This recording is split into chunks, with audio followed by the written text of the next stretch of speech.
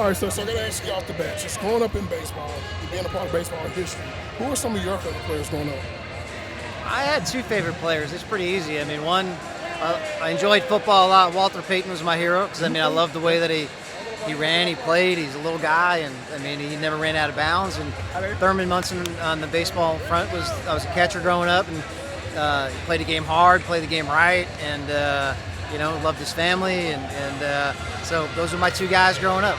All right, so growing up in baseball myself, you know, I always wanted to ask a player who was able to play several different positions, not only just in infield, but you were a catcher, you played center field, you did everything second base. How were you able to do that, man? Because you did it at a high level. Well, I mean, it's not easy. I mean, when you look at, you know, like take my son for instance, he bounces around, plays a lot of different positions. I mean, what he does is crazy. That's so super hard. When you play one position and then you go play another one, I mean, that's not easy, but I mean, you know, at least you know if that's where you're going to be. It's a little bit easier than guys that are bouncing around a little bit. But admittingly, going from catcher to second base was crazy. And I had a great coach in Matt Galante, and we started in the dark in spring training. We finished in the dark in spring training, and it was, you know, if it wasn't for him, that's the reason why I was successful. I had a great person like that. I love that. Speaking of baseball heroes, you know, for me, growing up in Texas, I grew up in the Arlington area, but I got a chance to definitely come down here at the Astrodome and watch those killer bees and do y'all do. Back in the day. Can you talk about how that moment was for you and Jeff, and just even having Berkman down the road as well, how great that team was? And obviously the World Series didn't happen for them, for you guys, but just how great it was to play with Jeff and stuff like that. Yeah, I mean, Baggy and I are two East Coast guys, so I mean, you grow up on the East Coast, you wake up in the morning, you fight for the newspaper. You know, you didn't have the internet back in the day, and you looked at the box scores, and that's who, you know, all we ever wanted to do was get to the World Series and hopefully win a World Series. I think one thing that, you know, Jeff and I in particular take a lot of pride in is the fact that we were able to change a culture here, where, you know, we weren't hoping to win. That was the expectations, was to win. And then now you look at the expectations that our guys are doing right now. It's incredible. All right, so obviously you have a son in the big leagues, but if you look at any other players across baseball right now that you see, and they remind you of a young Craig Biggio, who would that be? I don't know. It's you know.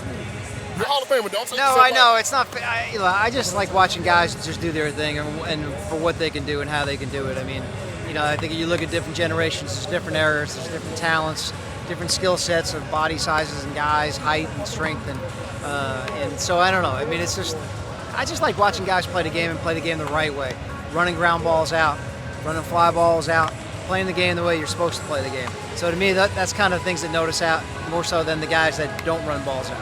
I love that. Two quick questions. So, favorite baseball movie of all time? I mean, they're all of them. I mean,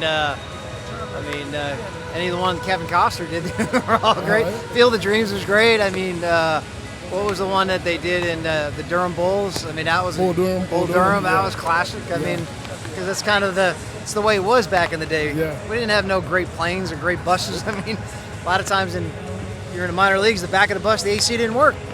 And you're on that thing for 8, 9, 10 hours. Yeah. I love it. So, I know you probably don't play video games, but I got to ask you a question on that. Seeing yourself now in a virtual world, because obviously you're on MLB to showing different games like that. Seeing yourself in that day and age and how realistic it looks. Obviously, as a kid growing up, I won't say I was a teenager, playing hardball '94. I remember seeing Craig Biggio, but everybody seemingly looked the same. Yeah. Now seeing yourself in a virtual world where you look realistic, what do you think about that? It's just the way they look. We got iPads in the dugout. I mean, you know, the video technology that's out there now is incredible. I mean, you know, these kids have everything at their fingertips to get better. So you're talking about the virtualistic, whatever it is. I mean, it's just the world we're in right now. It's going to only get better and better. All right, last question, Astros. This team right now, I think for a lot of us, we put this team in as a World Series contender, not just a team competing in the playoffs. What do you see in this Astros team? We got a chance. That's all we can ask for. We got a great owner and great GM, and then, you know, we put together a nice little team, and we got a great bunch of guys, and we'll just see what happens, see how it plays out. We have an opportunity. That's all you can ask for. Well, Mr. Biggio, I thank you for your time, man. Thank you for being a part of my baseball. You got it, man. You got it. Doing your thing now. Thank you. Be safe.